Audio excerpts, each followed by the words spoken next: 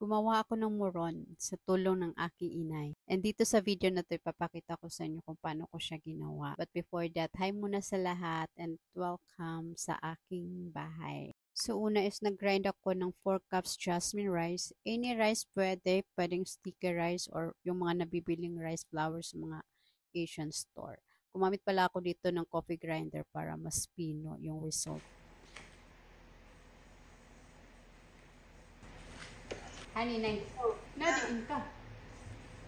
Ati dala ka na ulaw. Ano? Awaray na standby.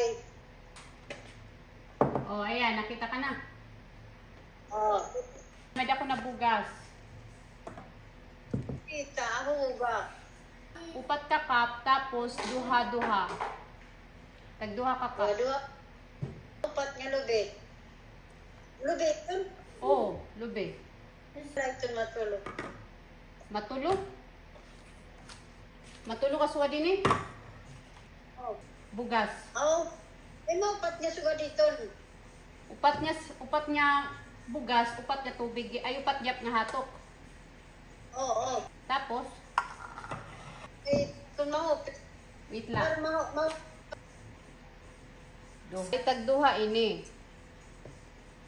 Bali, duha-duha. So, duha nga tubig, duha nga hatok. Oh, tugupitan ni tubig. Aso hupiton anay. Hasta nga mahupit lahiya. Ano itong busag pula? Busag pala. So, gadini. Ito manupet. More pa. Ubusa ito. Kaya. Yung inatok.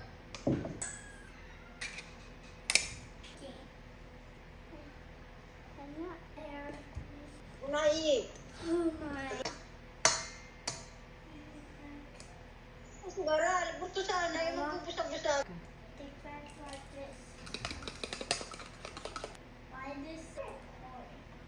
Ini. Sukari. Ay pagdamua. Ay kasi ito niya matabang. Di ito matamis. Okay. Mga 1/4. Pula ta matamis pula.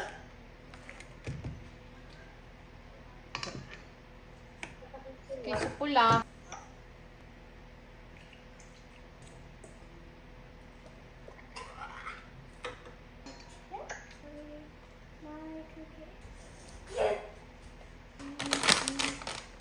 Pero ito nga duro.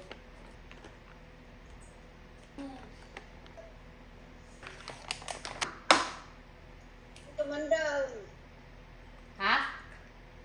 Ito man daw. Taluyo. May dako dahon na luyo.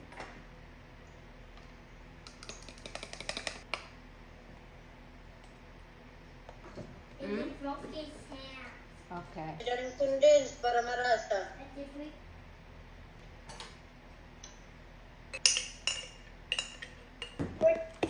Ha?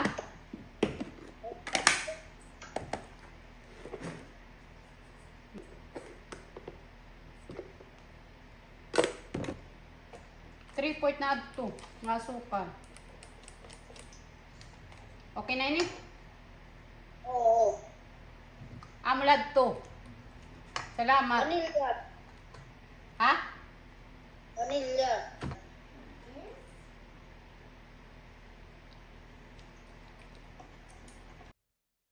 After namin mag-usap ay sinalang ko na rin to sa kawali and hahaluin ko siya ng hahaluin. Naglagay din pala ako dito ng butter kasi wala akong margarine.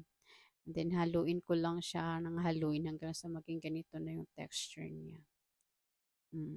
Mas solid siya. Ganyan.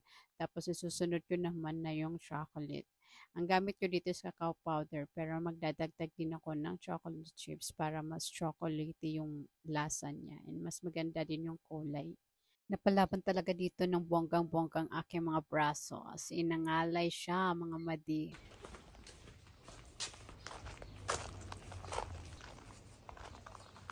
This one. The big one? Yeah. No, I don't want to use the big one. Because I don't need it. I don't want the broken leaves. This broken? It's fine, but most of them are ano. This isn't that broken? This is okay? Yeah. Or this one inside? Not too short. The same length as this. Yeah, that one. That one's perfect. I said I don't want to use this one because it's keeping it alive. Yeah, that one. I said I don't want to use this one. Oh, why? I just said. That's too short. Too short? Yeah. You know Oh, what I'm this one saying? here. Short? Oh, this one. Not enough to wrap.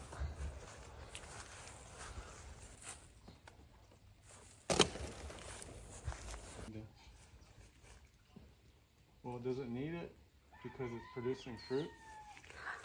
It's producing fruit. So you want to cut it when it's producing fruit? It's okay? Yeah, it's fine. How do you know that? Yeah, it's Are okay. you botanist? Because we've been doing that. You did that before? Yeah. So you cut the big leaves even though they're producing fruit? It's okay?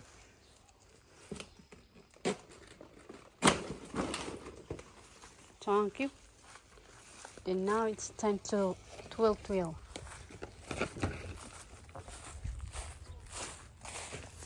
Pagkatapos ko ang gawin yung mga dahon ng saging, dito na ako sa lamesa. Mamasain.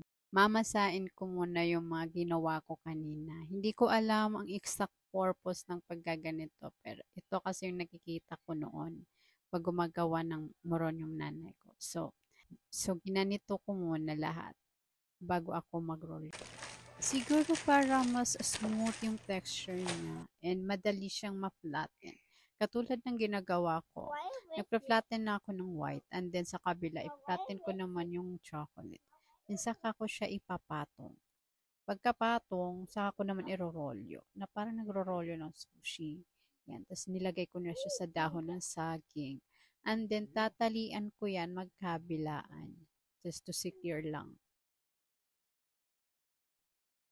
Nilagyan ko rin pala sa gitna. So, there you go! Habang ini-edit ko nga yung video na to, natatakam na naman ako. Hindi ko ini-expect na magugustuhan siya ng mga anak ko. Pero inyo, 3 days ago ko palang ito ginawa. And sa dami niyan, naubos agad. Naubos namin kaagad. So, baka gumawa ulit ako. So, isasalang ko na, papakuluan ko lang to ng mga 30 to 45 minutes and then, yun na. There you go! Look at that! So, moment of truth!